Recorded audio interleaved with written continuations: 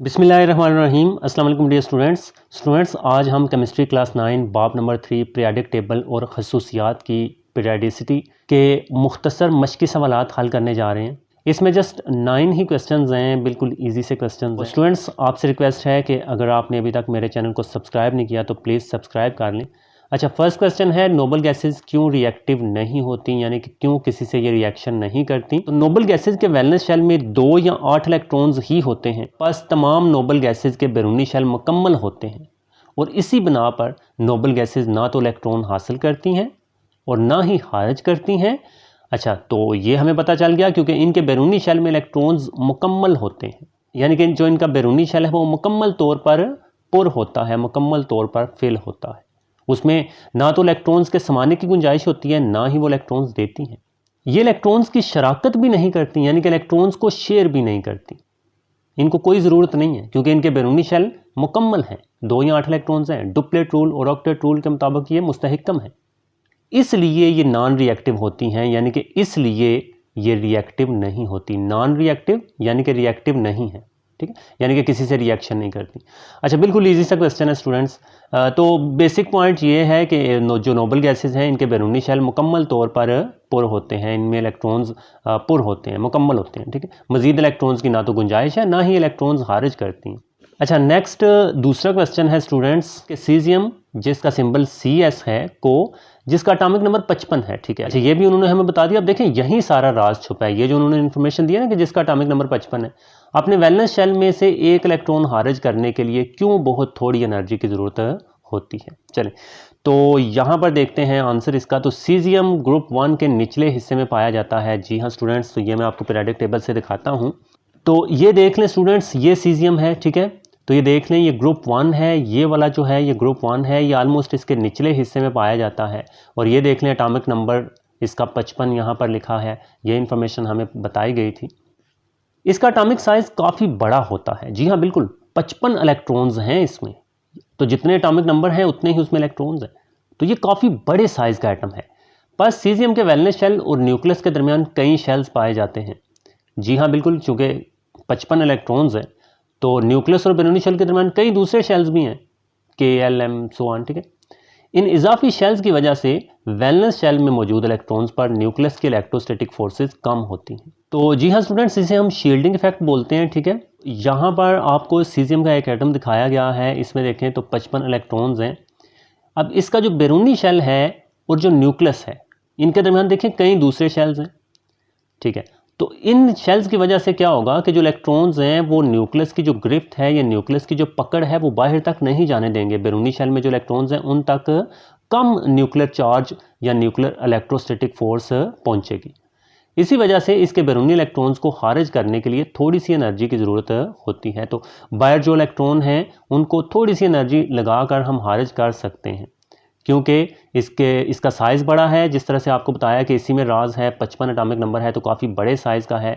और बैरूनी शेल और न्यूक्लियस के दरमियान काफ़ी दूसरे शेल्स भी हैं जिनकी वजह से शील्डिंग इफेक्ट पैदा होता है, और शील्डिंग इफेक्ट की वजह से न्यूक्लियस और बैरूनी इलेक्ट्रॉन्स का जो एक कनेक्शन होता है वो कम हो जाता है, ठीक है। तो बाहर वाले इलेक्ट्रॉन्स को थोड़ी सी एनर्जी लगाकर हम खारिज कर सकते हैं। थर्ड क्वेश्चन है कि खसूसियात की पीरियडिसिटी किसी एटम में मौजूद प्रोटॉन्स की तादाद पर कैसे मुनहसर है, ठीक है। सबसे पहले तो हमने ये खसूसियात की पीरियडिसिटी को समझना है। तो किसी एटम में प्रोटॉन्स की तादाद और इलेक्ट्रॉन्स की तादाद बराबर होती है, यानी कि जितने प्रोटॉन्स हैं उतने इलेक्ट्रॉन्स हैं। प्रोटॉन्स की तादाद को एटॉमिक नंबर कहा जाता है। जी हाँ स्टूडेंट्स, ये आपने फर्स्ट चैप्टर में सीखा था। जब एलिमेंट्स को इनके बढ़ते हुए एटॉमिक नंबर के लिहाज से तरतीब दिया जाता है तो उनकी खसूसियात बाकायदा वक्फों के बाद दोहराई जाती हैं, ठीक है, जिससे खसूसियात की पीरियडिसिटी कहते हैं। तो यही खसूसियात की पीरियडिसिटी है कि जब हम एलिमेंट्स को 1 2 3 बढ़ते हुए एटॉमिक नंबर के लिहाज से तरतीब देते हैं तो उनकी खसूसियात बाकायदा वक्फों के बाद सेम आ जाती हैं, ठीक है। तो ये स्टूडेंट्स पीरियडिक टेबल है। देखें हमने एलिमेंट्स को किस तरह से तरतीब दिया है, बाएं से दाएं, ठीक है। इसका एटॉमिक नंबर 1 है, हीलियम का 2 है, तो बढ़ते हुए एटॉमिक नंबर के लिहाज से हमने तरतीब दिया, फिर नीचे आगे लिथियम पर 3, 4, फिर 5, 6, 7, 8। तो हम इस तरह से जब बढ़ते हुए एटॉमिक नंबर के लिहाज से तरतीब दे रहे हैं तो खसूसियात एक जैसी आ गई। तो ग्रुप 1 में जितने एलिमेंट्स हैं इनकी खसूसियात एक जैसी हैं, खसूसियात दोहराई जा रही हैं, ठीक है। तो जो खूबियाँ हाइड्रोजन में हैं वही लिथियम में हैं, वही सोडियम में हैं, वही पोटाशियम में हैं, वही रुबिडियम में है, तो इन सब की सेम है और इन सब की आपस में सेम आ गई हैं। तो यानी कि खसूसियात बाकायदा वक्फों के बाद दोहराई जा रही हैं, ठीक है। हर ग्रुप में जितने भी एलिमेंट्स हैं उनकी खसूसियात एक जैसी होती हैं, तो इसे ही हम खसूसियात की पीरियडिसिटी बोलते हैं। बस खसूसियात की पीरियडिसिटी किसी एटम के एटॉमिक नंबर यानी प्रोटॉन्स की तादाद पर मुनसर है, क्योंकि एटॉमिक नंबर के लिहाज से ही हमने तरतीब दिया हुआ है और प्रोटॉन्स की तादाद को ही हम एटॉमिक नंबर कहते हैं, ठीक है। अच्छा, नेक्स्ट चौथा क्वेश्चन है स्टूडेंट्स के इलेक्ट्रॉन का शील्डिंग इफेक्ट केटाइन के बनने के अमल को क्यों आसान बनाता है, ठीक है।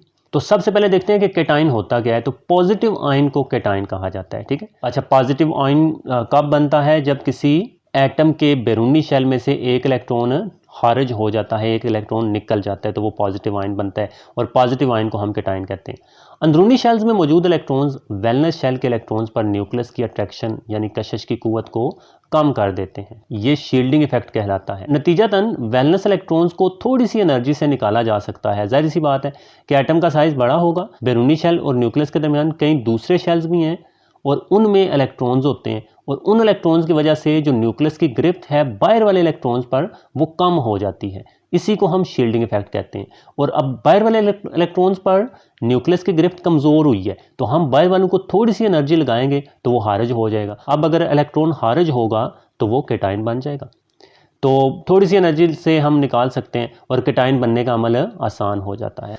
अच्छा, आगे पाँचवा क्वेश्चन है कि मेंडलीव के पीरियडिक लॉ और जदीद पीरियडिक लॉ में क्या फ़र्क है।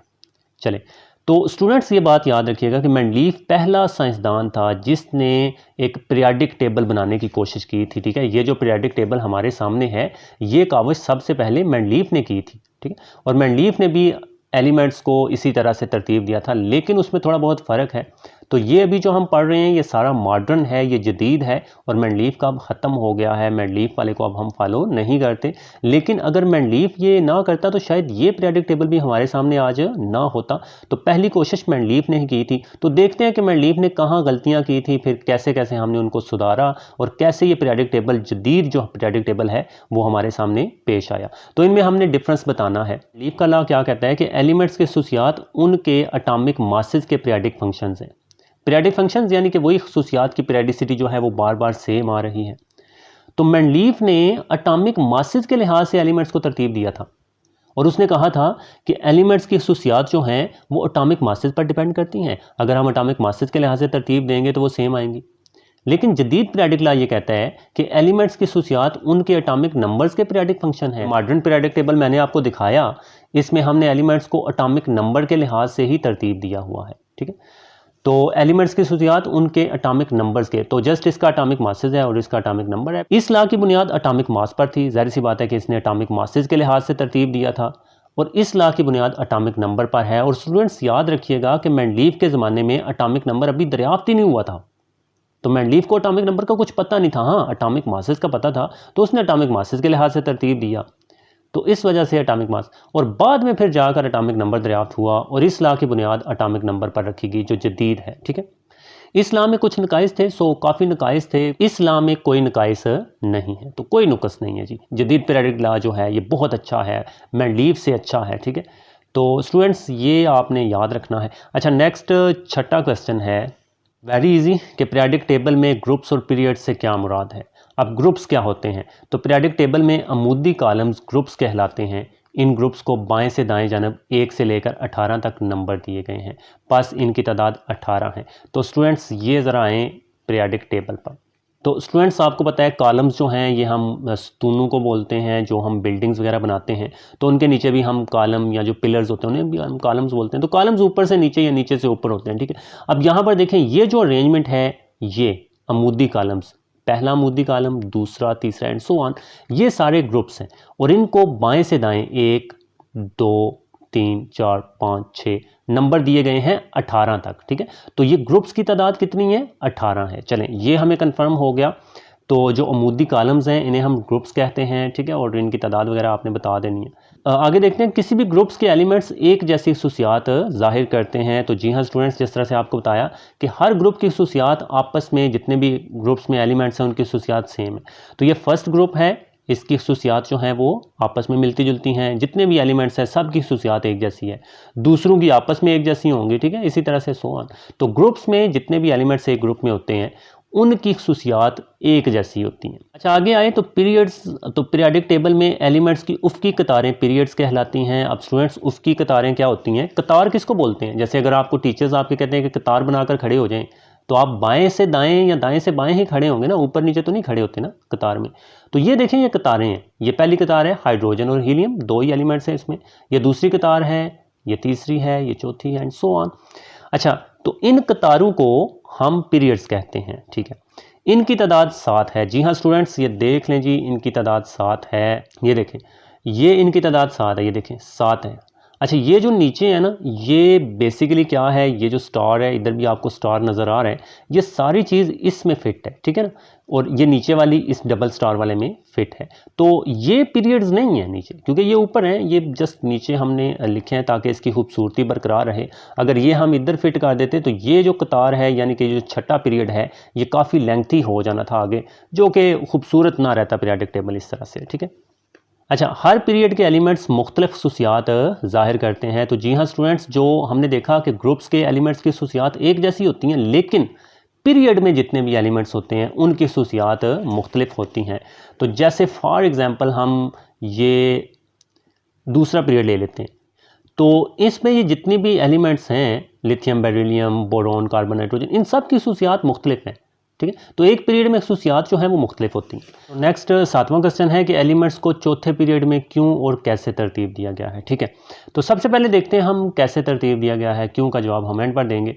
तो बाकी पीरियड्स की तरह चौथे पीरियड में भी एलिमेंट्स को उनके बढ़ते हुए एटॉमिक नंबर के लिहाज से तरतीब दिया गया है। तो ये तो हमें पता है कि पीरियड्स में हम बढ़ते हुए एटॉमिक नंबर के लिहाज से तरतीब देते हैं। इस पीरियड में 19 से 36 तक एटॉमिक नंबर्स वाले एलिमेंट्स हैं। तो पीरियडिक टेबल पर आ जाएं, दोबारा से देखते हैं चौथा पीरियड कौन सा है। ये स्टूडेंट्स चौथा पीरियड है, ये पोटाशियम से शुरू होता है, ठीक है। एटॉमिक नंबर 19 से शुरू हुआ और ये जाता जाता जाता यहाँ पर ख़त्म हो गया 36 पर, ठीक है। तो यही हमने आंसर किया कि 19 से लेकर 36 तक है एटॉमिक नंबर इसका। चौथे पीरियड में 18 एलिमेंट्स हैं। तो ये स्टूडेंट्स आप गिन भी लें, ठीक है। 18 में अगर हम 18 जमा करेंगे तो 36 हो जाएगा, 19 में उसमें आएगा ना, तो 18 से आगे 18 है ना, तो तब 36 हुआ। तो इसमें 18 एलिमेंट्स हैं, ठीक है। इस पीरियड को लॉन्ग पीरियड कहा जाता है। तो इसका नाम है लॉन्ग है, यानी कि ये लंबा है, और वेरी लॉन्ग नहीं है, यानी कि बहुत लंबा नहीं है, ठीक है। ठीक है, ये हमने बता दिया कि कैसे तरतीब दिया, हमने चौथे पीरियड की हर बात बता दी उसको। अच्छा, अब इस तरतीब की वजह से अब ये हम क्यों का जवाब देने लगे हैं कि हमने तरतीब क्यों दिया हुआ है। तो इस तरतीब की वजह से एलिमेंट्स की खसूसियात का मुतालिया आसान हो जाता है। तो स्टूडेंट्स, ये तो आपको पता है कि पीरियाडिक टेबल जो हमने बढ़ते हुए एटॉमिक नंबर के लिहाज से तरतीब दिया हुआ है, इससे हम एलिमेंट्स की खसूसियात आसानी से पढ़ सकते हैं। तो जिस तरह से हमें पता है कि जो खसूसियत हाइड्रोजन की है वही लिथियम की है, वो इसकी, ठीक है। तो इसी तरह से हम ये दे रहे हैं। तो तरतीब हम हर पीरियड की देते हैं, तो जो एक जैसी खसूसियात वाले एलिमेंट्स हैं वो एक ग्रुप्स में आ जाते हैं, तो वो पीरियड बनाते हैं, तो ग्रुप्स बनते हैं ना। तो इस वजह से खसूसियात का मुतालिया आसान हो जाता है। तो ये वाला इसका क्यों का जवाब हमने बता दिया, ठीक है। और ये बेसिकली अगर आपसे वो पूछते हैं कि पीरियाडिक टेबल का मकसद क्या है, तो पीरियाडिक टेबल का मकसद ही खसूसियात का मुतालिया आसान बनाना होता है, ठीक है। 8वां क्वेश्चन है कि एक पीरियड में एटम का साइज़ बाकायदगी से कम क्यों नहीं होता, यानी कि एक जैसी शरह से कम क्यों नहीं होता, ठीक है। तो देखते हैं, एक पीरियड में एटम का साइज़ बाकायदगी से कम नहीं होता क्योंकि पीरियड में बाएं से दाएं एटम के साइज़ के कम होने की शरह कम होती जाती है। यानी कि जिस शरह से पहले 2 या 3 एटम्स का साइज़ कम होगा, उस शरह से आगे नहीं होगा, बल्कि वो शरह गिरती जाएगी, ठीक है। तो अभी ज़रा मैं आपको ये एग्जाम्पल बताता हूँ। तो ये स्टूडेंट्स देख लें, दूसरा पीरियड है, ठीक है जी। लिथियम का जो एटॉमिक साइज़ है वो 152 पिकोमीटर है, बेरिलियम का 113 हो गया। तो इनमें फ़र्क कितना आया, 39 का, ठीक हो गया जी। यानी कि 152 से 113 तक आया, 39 पिकोमीटर साइज़ कम हो गया। अच्छा, 113 से 88 तक आया, यानी कि चौथे से जब 5वें में गया, 4 एटॉमिक नंबर में जब ये 5वां आया तो ये कितना कम हुआ, 12 और 13 25 हो गया जी। तो इसका 25 कम हुआ। तो पहले कम हुआ था 39, फिर कम हुआ 25। अच्छा, फिर आगे इसमें और इसमें कितना फ़र्क है स्टूडेंट्स, तो ये भी देख लें। इसमें 11 का फ़र्क आ गया जी, तो इसमें 11 है। अब देखें फ़र्क कम हो रहा है ना, तो कम होने की शरह कम होती जा रही है। फिर आगे 2 है, फिर 2 है, फिर 2 है, फिर 2, ठीक है। तो ये कम हो रही है, ठीक है। यानी कि एक ख़ास नंबर से ये फ़र्क नहीं आ रहा कि बाकायदगी से ये कम नहीं हो रहा, बल्कि शरह गिरती जा रही है, गिरती जा रही है। तो चले देखते हैं अब नेक्स्ट। अच्छा, अब नेक्स्ट भी देखते हैं। एक पीरियड के बाएं तरफ के एलिमेंट्स में एक प्रोटॉन और एक इलेक्ट्रॉन के इजाफे का तनासब दाएं तरफ के एलिमेंट्स में एक प्रोटॉन और एक इलेक्ट्रॉन के इजाफे के तनासब से ज़्यादा होता है। अच्छा, अब ये तनासब क्या आ गया और किस तरह से एक इलेक्ट्रॉन और एक प्रोटॉन का इजाफा हो रहा है, तो वो भी ज़रा इसी एग्जाम्पल से समझते हैं। इसका 3 एटॉमिक नंबर है, यानी कि 3 इलेक्ट्रॉन्स हैं और 3 ही प्रोटॉन्स हैं। अगर एक प्रोटॉन और एक इलेक्ट्रॉन ज़्यादा करेंगे इसमें तो वो बेरिलियम बन जाएगा। अच्छा, अब एक इलेक्ट्रॉन और एक प्रोटॉन का इजाफा हुआ है तो वो 3 में से 1 हुआ है ना, तो वो 4 हुए, ठीक है। तो ये तनासब ज़्यादा है, यानी कि 1:3 आप इसको कह सकते हैं ना, 1:3।